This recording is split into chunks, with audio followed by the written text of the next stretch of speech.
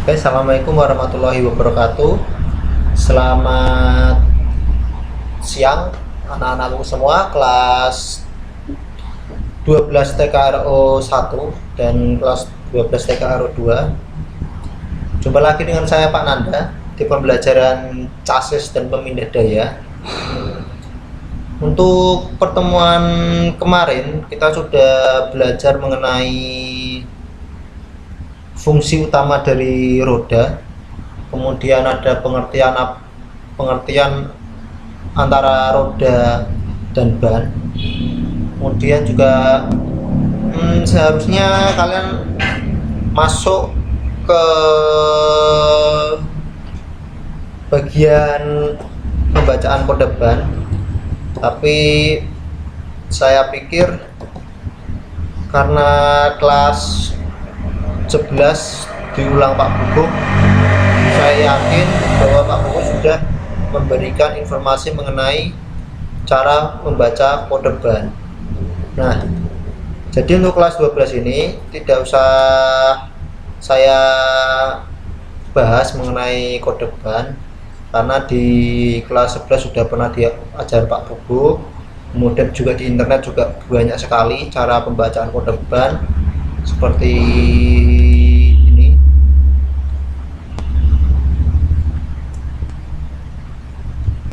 Nah, seperti ini. Ini adalah kode ban.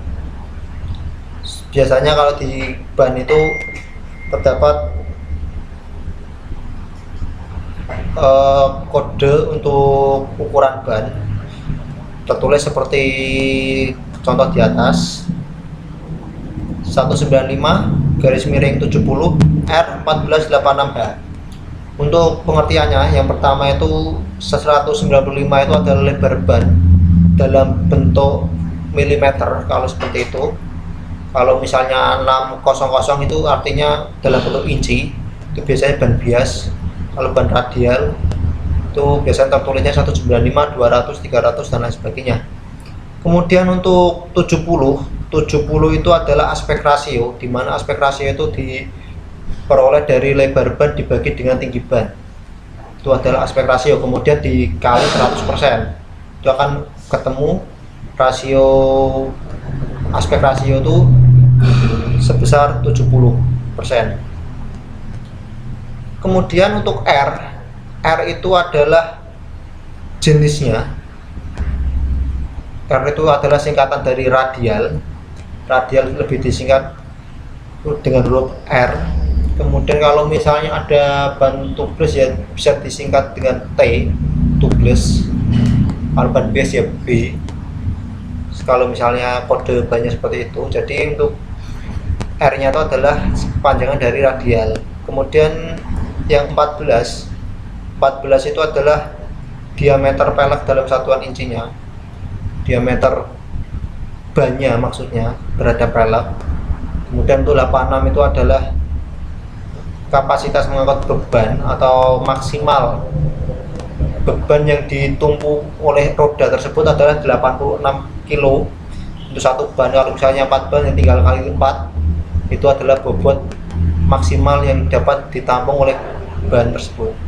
Kemudian untuk H itu adalah kecepatan maksimal yang diizinkan roda tersebut ketika berputar. Itu dilambangkan dengan kode huruf, ada A sampai dengan Z. Kecepatannya itu macam-macam.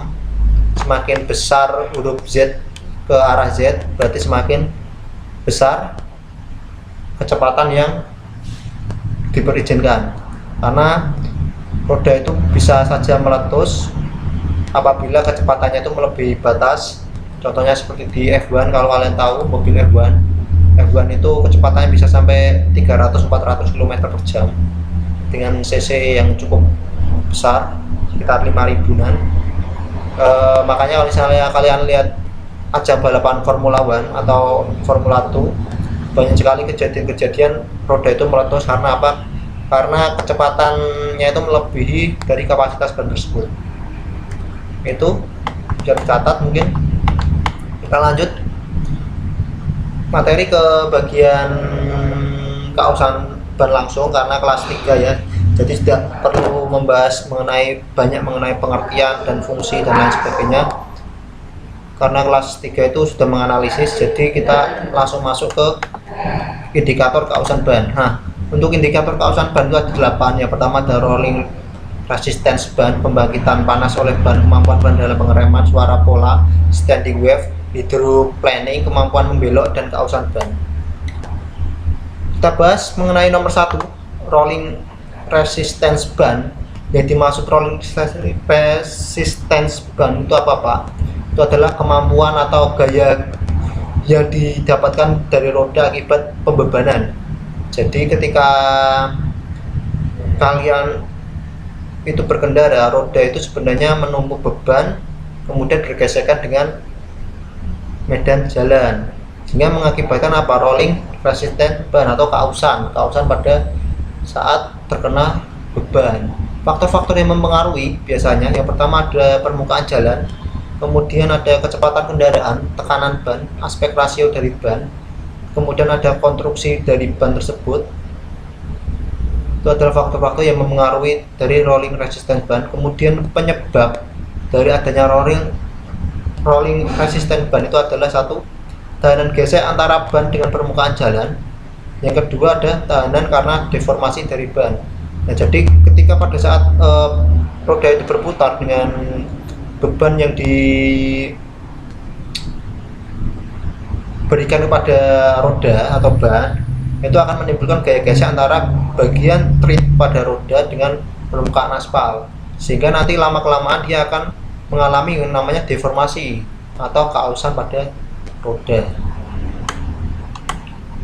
Mungkin bisa dicatat untuk faktor-faktor yang mempengaruhi, karena ini nanti kemungkinan akan saya masukkan ke PAT, IHT maksudnya, ulangan harian terpadu yang akan dilaksanakan akhir bulan ini.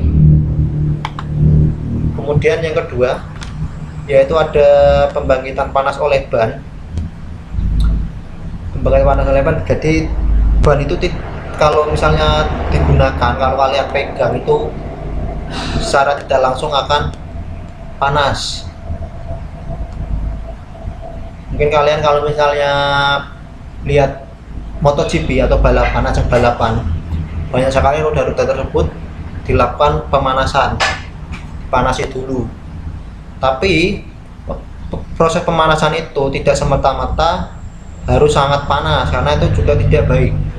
Nah, untuk pembangkitan panas oleh ban itu sendiri nanti efeknya apa? Efeknya adalah terhadap gaya gesek antara permukaan roda dengan permukaan bagian aspal. Kalau terlalu panas, maka gaya gesek yang dihasilkan akan semakin kecil, sehingga roda itu untuk berjalan dengan bergesekan dengan media aspal itu akan semakin kecil. Akibatnya apa Pak? Licin jalan roda itu, kendaraan pasti akan licin. Begitu pula kalau misalnya ban terlalu dingin Pak, ban terlalu dingin juga nggak baik, karena itu nantinya akan mengakibatkan roda itu akan cepat aus. Grid atau batiane roda itu akan semakin cepat habis kalau roda itu terlalu dingin. Makanya cukup panas yang secukupnya. Nah, akibatnya pembangkit panas oleh ban itu sendiri diakibatkan oleh yang pertama ada beban, kemudian dari konstruksi ban juga berpengaruh. Kalau misalnya tidak sesuai dengan aspal, maka dia akan menyebabkan gesekan yang cukup besar, menimbulkan gesek yang cukup besar. Kemudian yang kedua ada tekanan ban itu semakin keras tekanan ban, maka gaya geseknya yang dihasilkan terhadap aspal itu akan semakin kecil. Kalau misalnya terlalu kurang juga akan menimbulkan gaya gesek yang besar, nantinya akan menghadapi panas yang lebih tinggi. Kemudian kecepatan kendaraan itu adalah faktor-faktor yang mempengaruhi pembangkitan panas oleh ban. Nah, untuk penemuan kali ini mungkin itu saja dulu. Itu tadi, kita lanjutkan ke materi selanjutnya minggu depan. Itu saja. Untuk penugasan nggak ada minggu ini, kurang lebihnya mohon maaf. Wassalamualaikum warahmatullahi wabarakatuh.